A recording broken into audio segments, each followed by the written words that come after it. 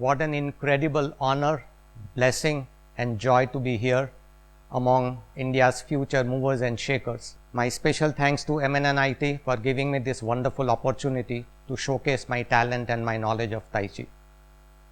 To share my journey in a nutshell, I began studying karate in 1978 while schooling. However, it was not until 1980s when I went to Okinawa, Japan and underwent training with a Japanese grandmaster that martial art became a central thread in my life. I practiced karate for nearly 20 years before I got disenchanted with it following my teacher's passing on. Before moving on, I reached up to 5th degree black belt in Okinawan Shorin-Ryu Karate, which I acquired in Okinawa, Japan. When I was practicing karate, I came across several articles in foreign magazines that spoke about Tai Chi in glowing terms. That's when my curiosity aroused. I consider myself very lucky and privileged to be able to learn the original Chen style Tai Chi from 3 distinguished masters, with 2 of them being Chinese grandmasters. At this stage, a question might arise in your mind as to what Tai Chi is and what does it do for you in matters of health. As is the case with anything subtle, Tai Chi cannot be fully described. Anything subtle takes a little time before what it is can be recognized and appreciated. Luckily, its certain aspects can be discussed about, like it's a form of meditation, it's a spiritual teaching, it's a system of health and healing, and it's also a system of self-defense. After years of being exalted as an exotic martial art form from China, Tai Chi now is being seen by the medical doctors as an answer to most physical grievances. Week after week, researchers are bringing to light the healing aspects of Tai Chi, which include it being beneficial to people who are suffering from osteoarthritis, diabetes, musculoskeletal pain experienced from working on the computers. It is also being looked upon as an alternative option to yoga. Being a yoga or being a Tai Chi practitioner is not easy. The demands, the dedication, the sacrifices needed are immense. And the challenge is particularly greater because there are no grandmasters in India. So you have to, every time you wish to upgrade your skills, you have to make a trip to China, which is not easy. There have been times when I have been tempted to throw up my arms and say enough is enough now, I should move to something else. But the core philosophy of Tai Chi is so dense and deep, and it so deeply resonated with me that I couldn't just bring myself to discontinue, and I'm glad I did not. So now I would like to demonstrate certain things, like I would like to begin with a short form, which is the essence of the art of Tai Chi. This form contains the entire technology of Tai Chi, so to speak. And you will see that this form contains some of the basic moves as well as some of the most advanced moves of this wonderful art. I hope you enjoy it.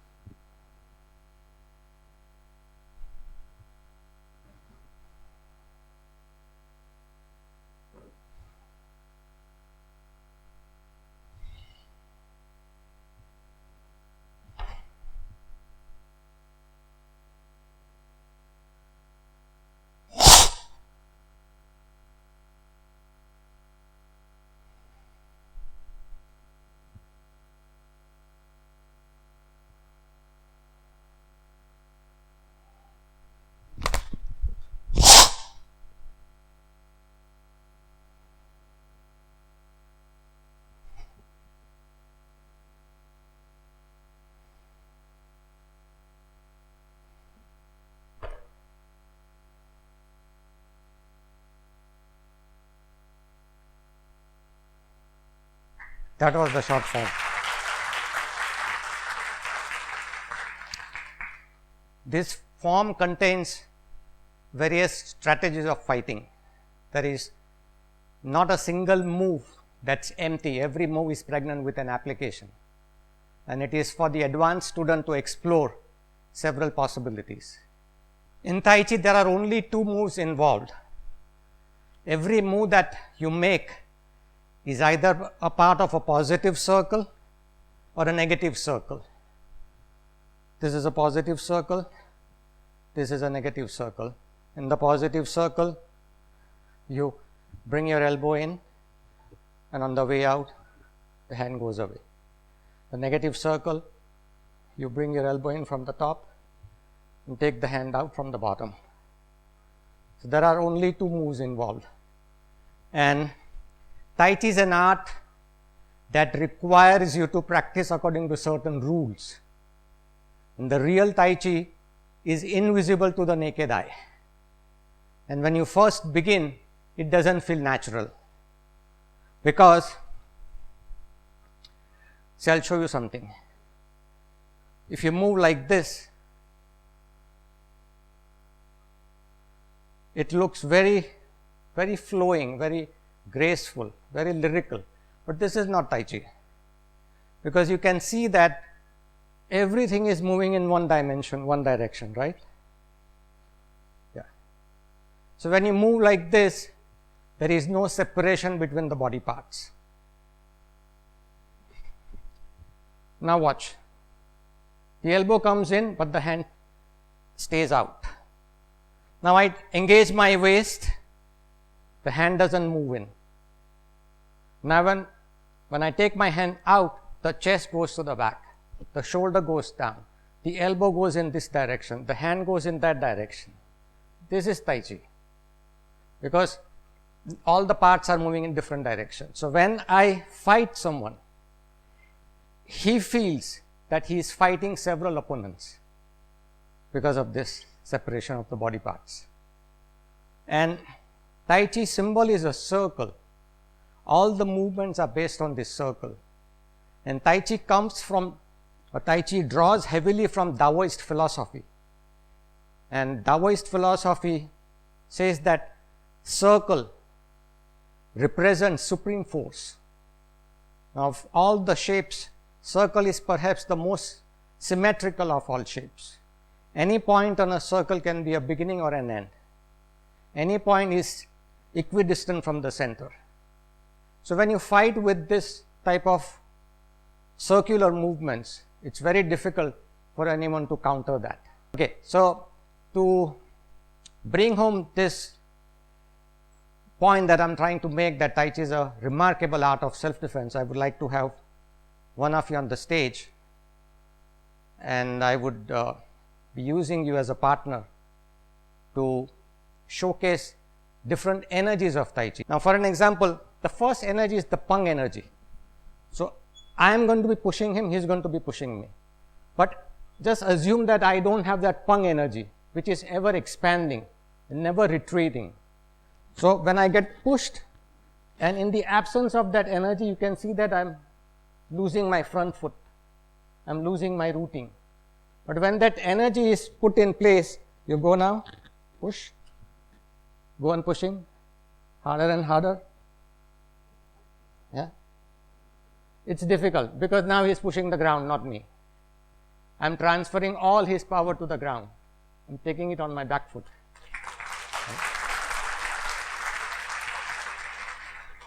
And this is Pang energy. Then there is another energy called G. So you add one more energy to Pang. Suppose now you push. See, I'm away from him right now. So it's difficult for me to do anything, to apply any technique on him. So I have to keep this Pang energy on, and I have to move in and just engage my waist, and the opponent goes down.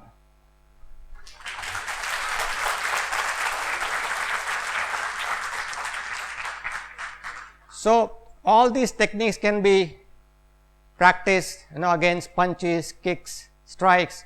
For an example, he is trying to come at me with a kick. No, yeah, here, here. No. So, timing is important, and the idea is to finish the fight as soon as it begins. So, in normal circumstances, when the kick comes, this is what you do. So, this helps you to evade the kick, but at the same time, see how far I have gone away from him. So, whenever the kick is getting developed, I have to move in. As soon as I sense it, I have to move in. So, that moving in is very, very important. It is called G, G energy. So, then any inward movement, suppose I want to pull him towards me, I have to use my elbow, and if I am to push him back, I have to use my hands. So, just watch, I have to use this elbow comes in and the hands go out. So, every push is also a pull and every pull is also a push. So, when you do this, if I am jutting my chest out, I am just pushing, but I have to take this back. So, now I am creating a stretch, and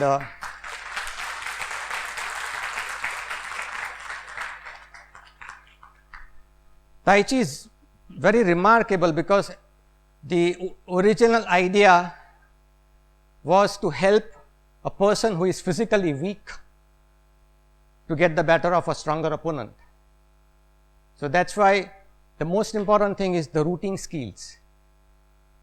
So, you become like a tree. This is a horse position, and in this position you do not allow your hips to protrude backward like this. As soon as there is a protrusion at the back, there is an indentation in the front. So, there is a ball and socket joint here, which is called Kwa in Chinese. So, this joint has to be stretching and opening. It is very, very important. So, all these circles or whatever form training that we do is supposed to help us open this area,